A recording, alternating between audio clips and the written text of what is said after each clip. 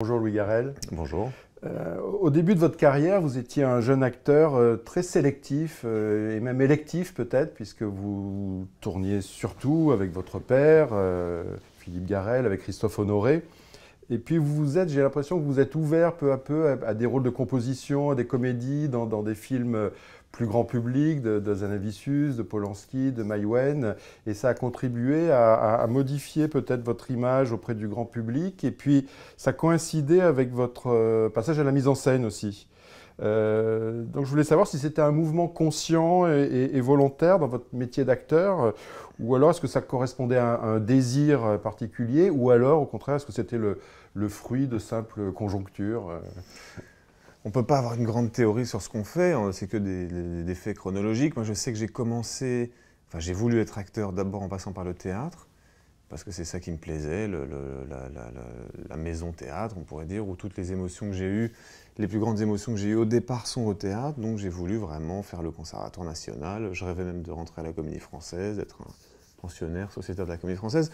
Donc c'est passé par là, et donc j'ai fait le Conservatoire, et petit à petit je voyais bien que j'arrivais pas à faire le théâtre, j'aime beaucoup ça, mais donc l'idée d'un moment donné de travailler avec des gens plusieurs fois me plaisait beaucoup, puisque j'ai monté une compagnie de théâtre moi-même à laquelle j'appartiens plus vraiment, mais j'aimais bien cette idée de je retravaille avec Christophe, par exemple, 1, 2, 3, 4, 5, 6 fois.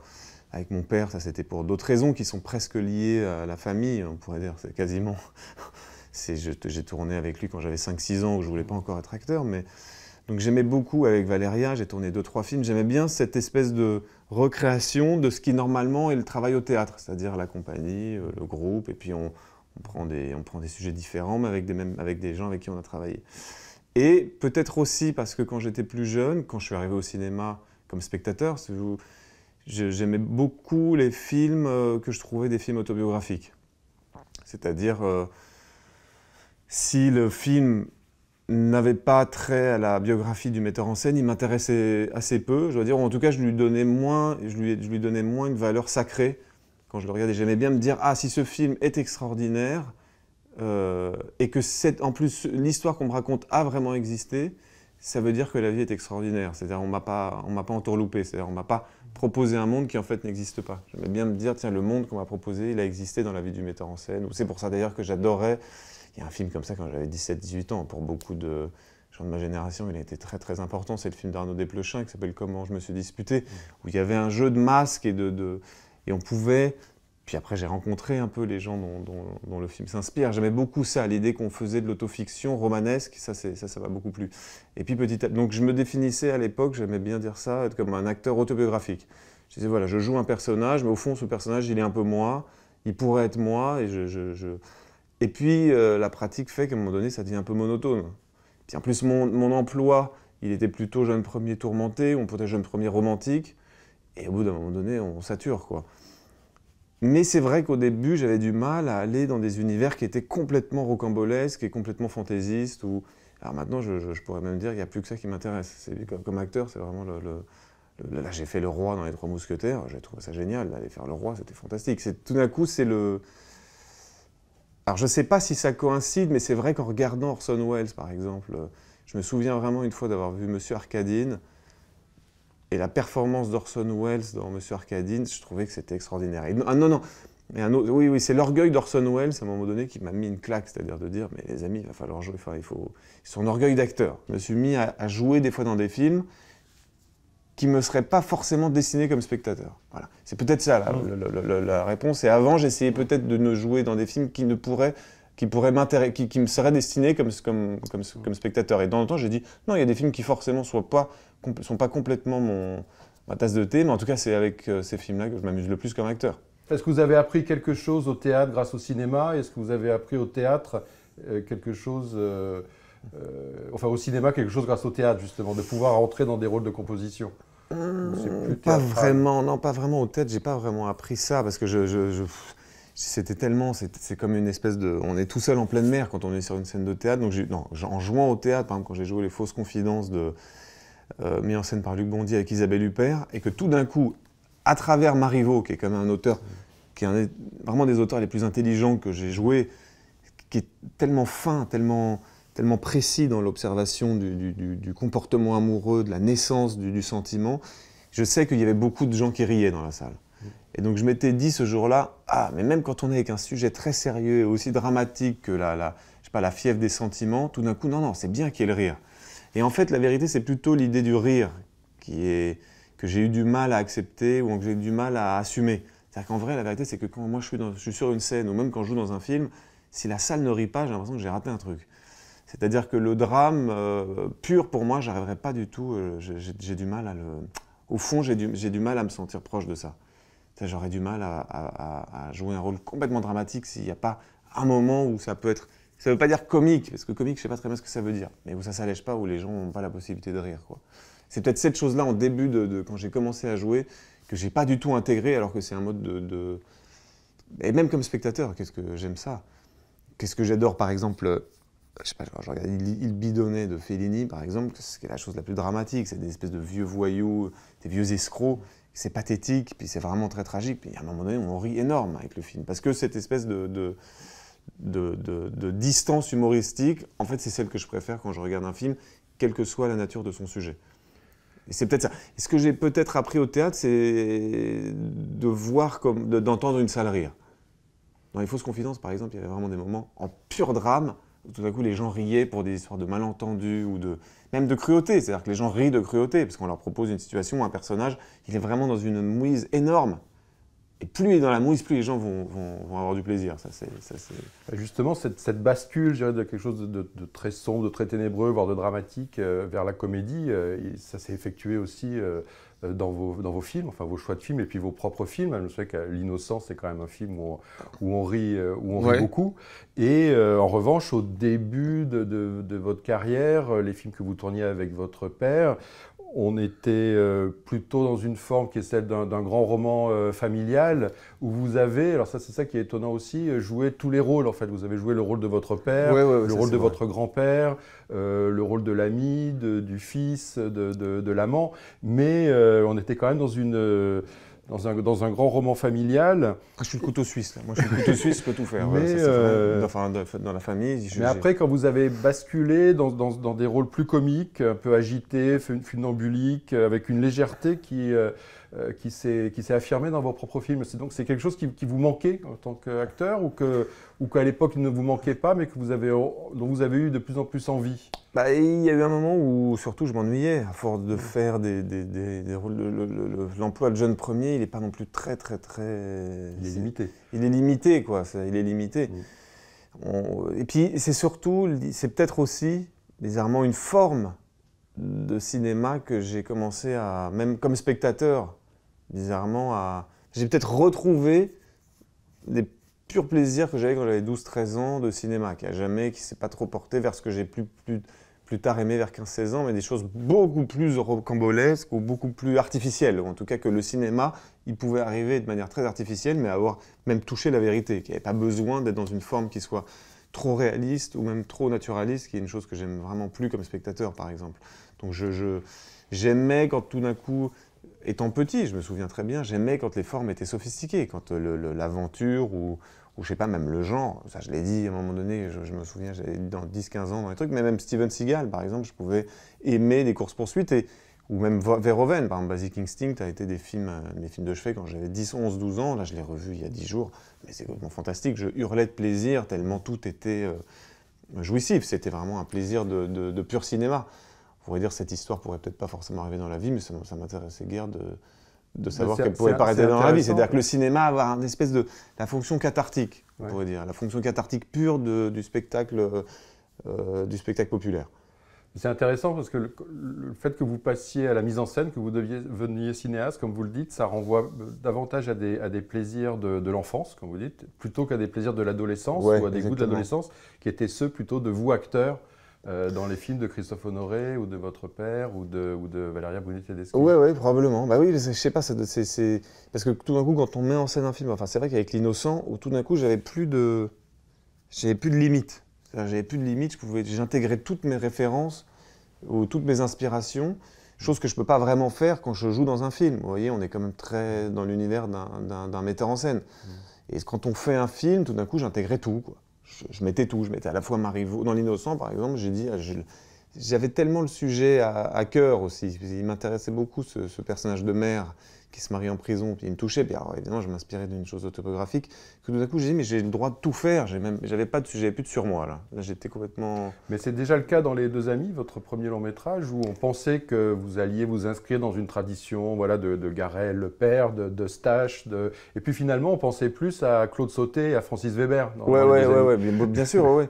Oui, un truc populaire. d'impureté, ce qui fait le charme des films populaires aussi. C'est-à-dire, j'ai pas du tout envie que le film soit un film de spécialiste. Quand je fais un film, je me dis, il faut pas que ce soit un film de spécialiste, même qu'il soit, il faut qu'il soit hybride, il faut qu'il soit impur. Il faut qu'il soit impur le film, que ce soit par la colonne sonore, ou même par les influences, par le genre qu'on fait. Ça, je peux tout à fait faire. J'aime bien mélanger. C'est pour ça que L'Innocent, par exemple, je mélangeais tout. Je disais, je vais mélanger à la fois des espèces de situations, je sais pas, de comédie italienne, avec une chronique sentimentale, avec un polar derrière, et même avec un film un peu, je sais pas, Xavier Dolan, c'est-à-dire le rapport mère-fils. Enfin, je veux qu'il soit impur le film. Donc il y aura du Herbert Léonard et de la colonne sonore du Catherine Lara et des compositeurs italiens des années 70. Il faudrait qu'il soit comme ça. Par rapport à cette image de jeune homme romantique, c'est vrai que vous vous êtes toujours confié des rôles dans vos propres films de personnages dépassés par les événements, un peu burlesques, très maladroits, inquiets, personnages plus comiques justement. C'était aussi un désir de comédie, ça. C'est quand je jouais, vous voulez dire ? Dans vos propres films. Dans mes propres films. L'Homme fidèle, dans L'Innocent. Oui, ça c'est toujours la difficulté, parce que je sais qu'il y a un plaisir pour le spectateur, en tout cas pour moi, de voir le metteur en scène qui joue. Donc ça c'est toujours un programme, c'est-à-dire on va voir le film mis en scène par l'acteur au milieu. Donc ça c'est le cas chez Moretti, chez les grands, chez Chaplin et Buster Keaton et Orson Welles, mais à chaque fois se dire de ne pas être dupe de ça. C'est-à-dire il va falloir à un moment donné, peut-être dans Les Deux Amis, je m'étais donné trop le beau rôle bizarrement, donc ça c'était un regret. Je m'étais dit j'ai trop le beau rôle dans ce film, il est trop, je l'ai pas encore, j'ai pas encore joué avec. Ça fonctionnait sur un antagonisme, Vincent Macay. Avec Vincent, c'était un espèce de duo, je sais pas, de clownesque un peu qui vous fait penser au truc de Francis Weber. Il y a un truc là-dedans qui fonctionnait, mais moi-même je me disais il y a quelque chose qui va pas, je me tords pas assez là-dedans quoi. Et donc ça c'est le programme de départ. Quand je fais un film et que je joue dedans, je me dis à quel moment je vais être très ridicule et que je vais être... parce que je suis l'organisateur du film. Donc il va y avoir un double plaisir Dans L'Innocent, par exemple, je sais que j'aime beaucoup la scène du braquage parce que j'ai organisé, moi le metteur en scène, un stratagème pour que l'acteur, qui est en fait moi-même, va être perdu au milieu de l'organisation générale. Donc je veux dire, le film est en train d'avoir sa propre autonomie, quoi. Quelque chose comme ça. Et justement, est-ce que vous envisageriez un jour de tourner un film dans lequel vous ne jouez pas, voilà. Ouais. Je l'ai fait quand j'ai fait un moyen métrage. J'ai fait un moyen métrage qui s'appelle Petit Tailleur. Oui, c'est vrai. Au début, j'envisageais pas en fait de jouer dans les films. Dans les longs métrages, en tout cas. Dans les longs métrages, Et pourquoi vous appelez toujours Abel dans vos films? C'est par rapport à, je sais pas, une sorte de roman là aussi qui serait celui d'Antoine Doinel, enfin de créer un personnage comme ça un peu récurrent, ou alors pourquoi? C'est une sorte d'avatar, un peu peut-être c'est un truc mimétique. J'imite un peu Nanni Moretti qui s'appelle Michele tout le temps, je crois dans ses films. C'est vrai. Et j'imite Moretti et j'imite un peu aussi Arnaud Desplechin qui reprend des personnages. D'ailleurs, il y a un Abel qui était joué par Jean-Pierre par Jean-Pierre. Jean-Paul Roussillon. Jean-Paul Roussillon. Et donc il reprend des personnages qui reviennent. Donc c'est un peu... et c'est plutôt un avatar en fait. C'est plutôt mon avatar de personnage. Il faudrait peut-être qu'à un moment donné il s'appelle Adèle pour changer un peu. Mais j'aurais du mal. Et puis c'est aussi un truc mémotechnique tout bête. C'est-à-dire quand je commence à écrire une histoire, je dis il s'appelle Abel. Comme ça c'est... Je sais pas, c'est comme Francis Weber d'ailleurs, Pignon. Pignon, voilà, c'est mon Pignon à moi. Voilà. Comme ça lui évite de chercher des nouveaux noms. Soyons moins snob avec les références. N'est-ce pas? C'est là. Le fait d'être dans vos films, qu'il y ait une continuité comme ça, parfois une plus grande maturité ou au contraire un plaisir un peu enfantin de jouer, est-ce que vous ne faites pas des films un peu pour vous regarder vieillir? Ça, non, je crois pas. Bizarrement, non. Ça, j'y pense pas du tout. J'ai un côté très immature, je pense pas du tout encore à là. Je pense beaucoup à la mort des autres, mais la mienne, pas du tout. Je suis pas du tout obsédé. Je suis plutôt très inquiet pour la mort des gens autour de moi. En tout cas, ça m'inquiète. J'en ai vu, j'ai eu des amis, puisque j'avais des vieux amis Non, mais vieillir, c'est J'ai eu aussi beaucoup- devenir plus adulte ou plus. Ah oui, oui, plus oui, mûr, ah oui, plus, oui, je pense tout de suite, je suis morbide. Moi, je pense oui, tout de c'est suite ça, à la c'est pas mort. forcément se regarder mourir, c'est se regarder changer, quoi, enfin, évoluer. Ouais, non, non, mais ça, non, pas trop. Parce que non, bizarrement, non, pas trop. Mais non, je suis plus en train de me dire, là, bon, là, je viens d'avoir un petit âge, là. Ça y est, je commence à être à l'âge où on dit peu son âge. Non, mais je me dis, à quel moment il faut se réinventer, même comme acteur, parce que quand même, j'ai envie de continuer à jouer. Donc ça m'intéresse de voir comment est-ce qu'on se réinvente auprès du public. Je commence vraiment à avoir des pensées comme ça, de me dire, le public, comment ne pas l'ennuyer à la prochaine fois, quand je viens dans un film. En partant du principe, tout le monde ne me connaît pas, mais des gens m'ont déjà vu dans des films, comment arriver à les surprendre à chaque fois et à fabriquer toujours un film qui va les intéresser. Donc c'est plutôt ça. Ah, j'ai plus l'âge de faire ces genres de rôles. Ça serait un peu gênant de me voir. Il m'arrive parfois, je reçois des scénarios, je dis, moi là-dedans, franchement, je suis un public, c'est-à-dire, je pense plus aux spectateurs quand je reçois des rôles, des scénarios que je dois interpréter. Je me dis, mais bon, ça va les ennuyer de me voir là-dedans, ça va être chiant. Le roi, par exemple, je dis, c'était bien. Si on peut parler un peu de L'Homme fidèle que j'ai revu, que j'aime beaucoup, je pense que tous vos films accordent beaucoup d'importance à l'écriture, peut-être celui-ci en particulier par rapport à la manière dont l'histoire évolue et puis là, son mode de narration qui est assez sophistiqué. Est-ce que vous pourriez nous parler de votre collaboration avec Jean-Claude Carrière qui, de près ou de loin, jusqu'à sa disparition, je crois, collaboré à tous vos films? Ah oui, oui. Ça, j'ai eu de la chance comme ça de rencontrer Jean-Claude que j'avais admiré pour plein de ses films, enfin bref, toute sa carrière. Et d'un coup, on a été amenés à travailler ensemble. Puis un jour, je lui ai dit, voilà, j'ai un début d'histoire et tout. Je sentais bien que ça l'intéresser. Il avait l'âge qu'il avait, donc il avait déjà presque 80. Je lui ai dit, c'est une histoire, ça va être de relations sentimentales. Il va dire, oh, ça me fait chier. Parce qu'il en avait fait tellement qu'il n'avait plus du tout envie de faire des histoires d'amour. Et c'est marrant comme maintenant, je commence à comprendre pourquoi les chroniques sentimentales, ils pouvaient... Alors qu'avant, je ne comprenais pas du tout, parce que j'avais 30 ans quand je l'ai rencontré, donc j'étais intéressé que par ça. Et il disait non. Et donc, il l'a perverti. J'ai bien aimé ça, parce que je suis arrivé avec une première histoire, comme ça, d'un homme qui a perdu peut-être une femme. Est-ce qu'il y avait... Je ne sais plus comment ça s'organisait au début. Il y avait la mort, ça c'est sûr. Il y avait une reprise de contact au cimetière, après la mort de quelqu'un.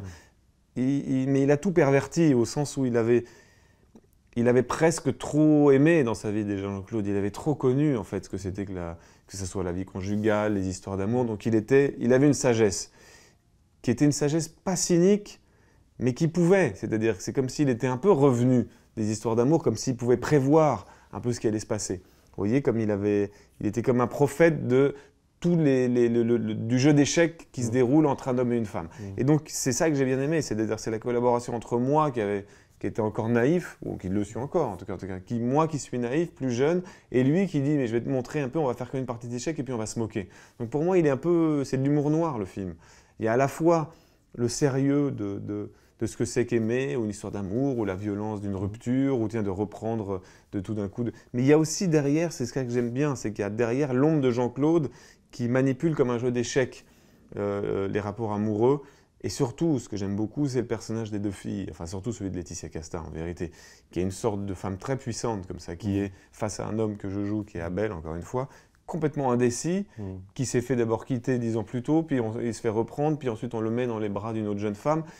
Il y a un espèce de... Et puis il y a la mort aussi derrière, que j'aime beaucoup, qui a la présence de ce fantôme-là de Paul qui est presque... Et puis il y a l'idée surtout qui me plaît beaucoup, c'est qu'une femme qu'on peut fantasmer être une criminelle, ça je reviens à Verhoeven, elle est sexuellement aussi très attirante. Ça, parce que c'est la vieille rengaine du sexe et de la mort. Disons, avant Verhoeven, il y avait Hitchcock, ça c'est sûr. Il y avait Chabrol. Et moi, quand j'ai revu le film, je me suis dit, c'est peut-être votre film qui a le... Bon, évidemment, l'apport de Carrière est décisif, et ce que vous dites sur la partie de jeu d'échecs, ça ne m'étonne pas que ça vienne de lui, mais je me suis dit que c'est votre film peut-être le plus nouvelle vague, parce qu'il ne s'agit pas de raconter une histoire d'amour, mais c'est une histoire de complot, en fait. Ce n'est pas un complot politique, mais c'est un complot sentimental. Ça, vrai. Et ça fait beaucoup penser à... Enfin, Rivette, Chabrol étaient vraiment obsédés par... Les Romer étaient obsédés par le complot, surtout un complot dans la sphère intime. Ça, donc, effectivement... ce jeune homme commence à se demander si la femme qu'il aime n'est pas une meurtrière. Et puis les deux filles, et le personnage de Laetitia Casta imagine un stratagème pour faire tomber, son amoureux dans les bras d'une autre fille. Enfin, tout parce qu'elle sait très bien qu'à un moment donné... Parce qu'elle sait très bien que ça sera le meilleur moyen de la faire tomber, c'est de lui donner ce qu'elle veut. Donc on est vraiment dans une histoire de complot. Ça c'est vrai. Et ça c'était très plaisant, notamment aussi parce qu'on avait introduit 3 voix off. C'est-à-dire que Jean-Claude était content parce que lui, il ne l'intéressait que les trucs qu'il n'avait jamais fait. Il m'a dit, tiens, j'ai jamais écrit un scénario avec 3 voix off. Et moi, c'était mon hommage à la voix off que j'aime beaucoup, évidemment, de Truffaut. Donc je me dis, c'est bien, on va faire un film, on va raconter par voix off et raconter des flashbacks avec des voix off. Et c'est marrant parce qu'il y a une jeune femme qui est venue me dire dans la rue qu'elle avait vu L'Homme fidèle. Elle m'a dit, c'est bien parce que c'est raconter le film, c'est raconter. Je vois qu'il y a un plaisir des gens à la voix off. Ce qui est ça j'ai lâché, mais au début j'avais beaucoup de fantasmes de filmer à la voix off. C'est vrai que quand on voit L'Homme fidèle, on se dit qu'il y a un vrai plaisir du récit. Ah ouais. Parce que ça c'était l'antipsychologisme de Jean-Claude Carrière qui m'a appris ça. Il m'a dit arrête d'essayer de coller la psychologie. Un personnage il se définit par ce qu'il fait. Donc fais-lui faire quelque chose et il sera défini comme tel. Et donc Abel, l'Abel de L'Homme fidèle, il se définit aussi, en tout cas, il y a des preuves ou des marques de paranoïa dans son comportement qu'on retrouve dans L'Innocent.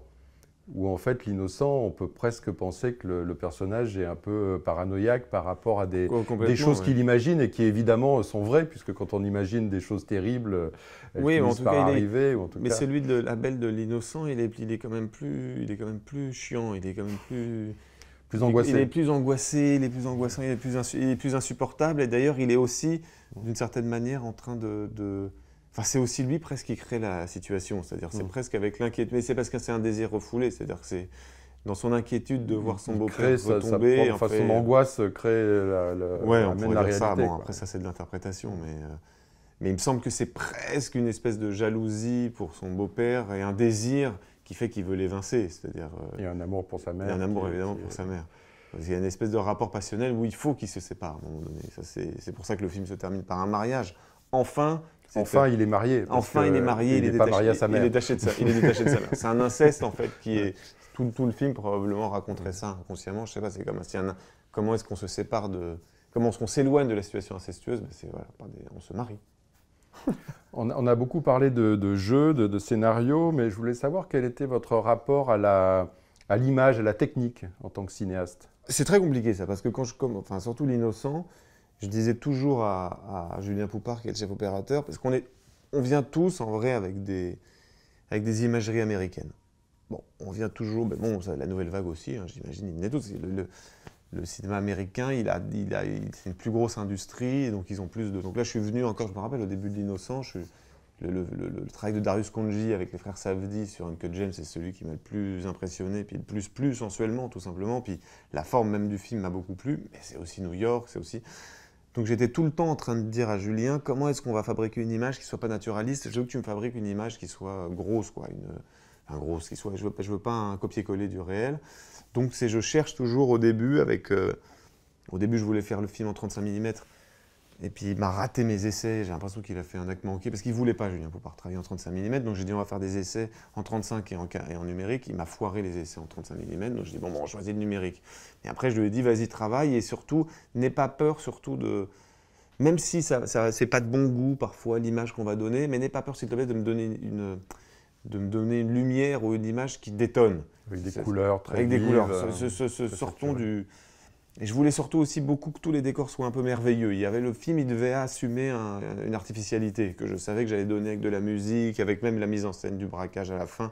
Donc il fallait que le film il soit très coloré, très très coloré, pas du tout naturaliste. C'était mon truc. Même les quelques décors que je voyais avec mon décorateur qui était Jean Rabas, dès qu'on était trop dans le réel, je disais non, il faut qu'on soit un ton au-dessus, donc que ça soit l'aquarium, que ça le restaurant là sur lequel la boutique de fleurs, pareil. Je dis tu me mets tout en rose, tu me fais des couleurs énormes. Et tout ça, il fallait que le film il soit merveilleux au sens pas naturel quoi. Fallait pas que les deux parts soient pas naturels. C'est pour ça que ça m'a plu l'aquarium, c'est pour ça que ça me plaisait cette espèce de grand restaurant d'autoroute. On a mis du temps à le trouver. Côté conte de Noël quoi. Ouais, exactement, un côté conte. Le film il fallait qu'il soit un conte quand même. je vous posais cette question par rapport à la technique, parce que j'ai vu un entretien, je crois que c'était à l'époque de Petit Tailleur, Ah oui. où vous disiez il faut rester amateur. Est-ce que Ah oui, vous en oui. pensez toujours la même chose? Ah, ça me plaisait beaucoup, mais je crois que ça, c'est parce que je crois que je citais Jean Renoir. Oui. Ouais, j'étais complètement gouré d'ailleurs parce que j'étais allé à l'Avance sur Recette, qui est un concours de scénario pour mon premier film Les Deux Amis.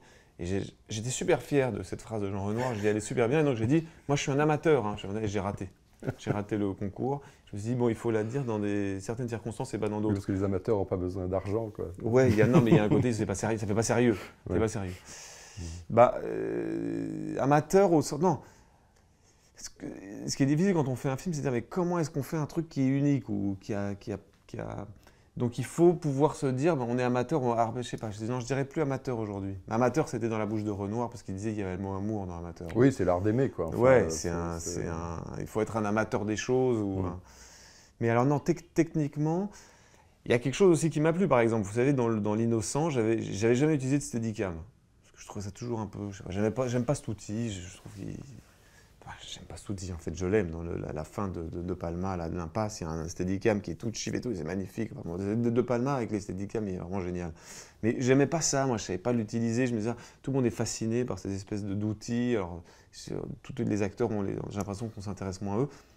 Mais donc là, tout d'un coup, sur le tournage, j'avais un jeune homme qui a 25 ans, Sully. Il était troisième assistant. Et en fait, il est steadicammer, il veut être steadicammer. Mais il est encore amateur. Vous voyez, il est encore amateur, il n'est pas professionnalisé dans son truc de steadicammer. Il découvre son outil. Il découvre son outil et surtout, il n'a pas confiance en lui. Et comme moi, je n'avais pas confiance en moi sur le truc du steadicam, j'ai dit à Julien, engage Sully, ça va être génial, et on va lui demander de faire du steadicam sur le film. Et de temps en temps, Sully, il était super amateur, il avait peur de rater. Je disais, mais non, c'est parce que en fait, il a peur de rater qu'en fait, il va faire tout ce qu'on va pouvoir vouloir faire. C'est-à-dire, il ne va pas avoir déjà un dogme de ça se fait, ça se fait pas. Il ne va pas être dans le ça va être bien, ça va être amateur. Et en fait, il y a plein de moments du steadicam. Il y a une scène qu'on a ratée, qu'on a refaite à cause du steadicam parce qu'elle était mal pensée par moi. Et j'ai adoré qu'il soit encore amateur, quoi, qu'il ne soit pas un gros pro du steadicam. Parce que du coup, je sais pas, on était dégagé de plein de choses. Et donc amateur, ça doit vouloir ça. C'est pour se dire, on est amateur. Donc on va pouvoir s'autoriser à faire des choses qui ne sont peut-être pas très catholiques, ou j'en sais rien, ou très standardisées. Voilà. En fait, je suis tout le temps à dire à l'équipe technique, il faut qu'on fuit le standard. Et je vous assure que pour arriver à fabriquer une chose qui ait l'air d'être un peu originale, putain, il faut y aller. Parce qu'en fait, on pense toujours qu'on fait un truc incroyable sur un tournage, puis en fait, on fait un truc scolaire, un peu basique. Donc le plus on est amateur et se dire, tiens, on va faire ça, mais t'es sûr que ça va fonctionner, mais oui. En fait, Julien, il était aussi très le poupard, le chef opérateur. Il y a un plan, ce qui est fou. Par exemple, on avait loué un objectif qui est un 1000 mm. Ce qui est fait, c'est pour voir de très loin. Un vieux truc que personne n'utilise, donc qui n'était pas cher, donc on avait tout le temps avec nous. Puis on a raté d'ailleurs une séquence au Steadicam. Elle était très mauvaise parce que c'était une scène que je trouvais trop didactique. Le Steadicam était trop proche des acteurs, enfin trop proche de Noémie et moi. J'ai dit, allez, je l'ai montée en 2 temps 3 mouvements et j'ai vu qu'elle était mauvaise.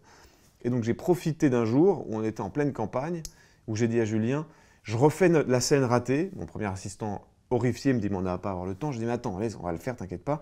Prends-moi ton 1000. Et j'ai dit à Noémie, on va tout au fond de la campagne, on refait la scène et on l'improvise plus et tout ça.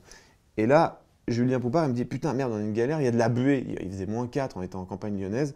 Je dis, c'est pas grave, mets-la. Il dit, mais t'es sûr, il y a de la buée. Donc tout le monde essayait de chauffer l'objectif avec un sèche-cheveux. Il était pourri, l'objectif. Il avait l'air, disons-nous, pourri. On l'a mis. L'ingénieur du son m'a dit, putain, je peux pas te percher parce que t'es tellement loin qu'on va voir la perche. Je dis, c'est pas grave, mais juste amateur, voilà, amateur, mais juste le micro HF. C'est pas grave s'il y a la buée et tout. En fait, la scène, plein de gens me disent, putain, elle est super bien cette scène. Je me suis dit, mais oui, parce qu'on a poussé, on n'a pas eu peur de pas faire pro, quoi. D'ailleurs, là, c'est drôle que vous citiez De Palma, parce que la première fois que j'ai vu L'Innocent, j'ai vu une scène en split screen. Ouais. Et je me suis dit, bon, ben voilà, il peut tout se permettre, là. Ah ouais. Bah, ça, c'était pour dire, je suis artificiel, je quitte le royaume du naturalisme, là, C'est marrant, parce qu'hier encore, j'ai vu le film de Wes Anderson, et pareil, peut-être même il y a 15 ans ou 20 ans, j'aurais pas aimé. Si j'avais 20 ans et que je voyais Asteroid City, j'aurais probablement pas aimé, alors que c'est l'artifice total qui permet, c'est le fait qu'on raconte qu'un film soit une pièce de théâtre en train de répéter, qui est un film en couleur, on comprend rien, tout est complètement... mais c'est cette mise à distance qui permet aujourd'hui, je trouve, de mieux regarder les sentiments du metteur en scène, évidemment. C'est l'artificiel. Et L'Innocent, c'est un peu un cas d'école parce que c'est votre film le plus grand public, en tout cas son succès l'a prouvé. Et en même temps, c'est absolument pas un film où vous renoncez à une veine autobiographique, puisque c'est peut-être, par rapport à ce que ça raconte, en tout cas, ou le point de départ, votre film le plus ouvertement personnel, autobiographique. En tout cas, vous parlez de votre mère. Donc c'est vraiment une manière de démontrer qu'on peut intéresser le plus grand nombre, un grand public, en parlant de soi. Et ça, c'est un peu ce qu'avait fait Truffaut, finalement. Faire des films qui étaient à la fois très grand public, qui étaient complètement obsessionnels et très, très intimes, quoi, sans qu'on puisse l'accuser, enfin, ou en tout cas le soupçonner de faire de l'autofiction ou de faire quelque chose. Oui, bien sûr. Mais en fait, c'est le film. En fait, c'est mon film le plus autobiographique. Les autres, en fait, le sont pas vraiment. Ouais. C'est ni le petit film avec les enfants, La Croisade, ni L'homme fidèle, ni c'est des portraits en creux peut-être d'un bout de moi parce qu'on est toujours en train de faire un petit truc, mais ou ni Les deux amis. Au final, c'est pas non plus très autobiographique. Non, L'Innocent, c'est très autobiographique que c'est aussi ça qui m'a fait fabriquer le film le plus. Fabriquer de la fiction. Fabriquer de la fiction, mais surtout en me disant, je ne veux jamais gêner le spectateur et lui donner la sensation qu'il regarde la chronique de l'autobiographie du metteur en scène, en tout cas. Parce que je sais que mon style n'est pas un style très... J'ai pas un style très développé, vous voyez, j'ai pas un style de cinéma incroyable. Donc j'ai dit, il faut que les situations soient des situations prenantes, d'aventure, il faut que le film il soit accessible à tout le monde. À partir de 12 ans, je veux que le film il puisse être c'est le cas, c'est réussi. Il puisse être drôle à regarder, marrant à regarder, que certaines personnes voient des références, d'autres pas du tout, mais que ça soit un plaisir. Voilà, je me disais, il faut que le film soit un plaisir. Mais c'est peut-être ça aussi c'est peut-être parce qu'il était d'inspiration autobiographique que je m'éloignais le plus possible d'une forme naturaliste. C'est-à-dire, même pour moi, sinon je n'avais pas du tout envie de faire un film qui viendrait pathos. J'avais peur de devenir pathos. Parce que c'était une mère et un fils, et que c'est très vite, maman. Je vais raconter maman, et tout d'un coup ça devient pathétique, donc il fallait que... Mais c'est pas du tout pathétique, et moi quand j'ai vu, plus je vois le film, plus je me dis que c'est un film, ce à quoi on pourrait le comparer, ce film, c'est une chanson de variété. Voilà. Et ça, je pense que vous êtes parvenu à cet équilibre qu'on retrouve dans des chansons populaires, où on peut parler de choses très tristes, très dramatiques, très personnelles, mais tout le monde peut se les approprier, avec des mots, dire des choses importantes avec des mots simples. Et c'est vraiment la valeur, la qualité de votre film, c'est d'être une chanson populaire. Bon, alors évidemment, il y a du Herbert Léonard et du Catherine Lara, donc vous explicitez un peu vos intentions, mais il n'y a pas besoin de ça pour que le film soit aussi émouvant qu'une chanson. Oui, mais c'est ce que je disais, il faut que c'est un film de variété. Je rêvais vraiment que C'est un genre. Non, mais je rêvais vraiment que le film il soit le samedi soir sur les... Parce qu'en fait, c'est ça qu'on cherche quand on fait un film. Au final, on cherche à ce que quand il y a les 4 films qui soient avec il y a 4 affiches de propositions, et quand il y a des types, qu'est-ce qu'on va voir ce soir? Bon, tiens, ça a l'air plus amusant, ou ça a l'air amusant, ou tiens, ça me donne envie.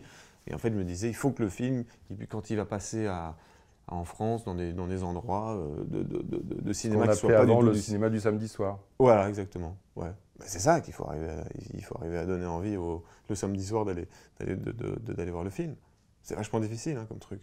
Ouais, surtout aux jeunes, aux enfants, aux adolescents. Ou se dire, tiens, j'en ai entendu parler. C'est drôle parce que j'ai vu quelqu'un, un couple de personnes là, ils m'ont dit, on y allait parce que 4 personnes nous ont dit que c'était bien. Je dis, putain, il faut 4 personnes pour donner envie aux gens d'aller voir un film, qui nous disent, vas-y, parce qu'il y a beaucoup de films en salle, c'est difficile d'arriver. Les acteurs, ça reste le cœur de vos films, de votre cinéma, et donc ça vient sûrement du théâtre aussi, d'avoir une troupe, un groupe. Un groupe, et surtout de savoir que les uns vont avoir de la valeur parce qu'ils sont mis à côté de tel acteur, et que un autre acteur... précis dans la direction d'acteur. Très. Donc ça, c'est plutôt le théâtre qui m'a... Parce qu'il y a des metteurs en scène, Arnaud Desplechin par exemple, avec qui j'ai travaillé, je lui disais, mais je répète, il me dit, bon, on répète parce que tu le veux, d'accord. Il n'aime pas trop répéter, tandis que moi, j'aime vraiment ça, quoi. Mais merci Louis Garrel. Ça va comme ça, c'est très bien.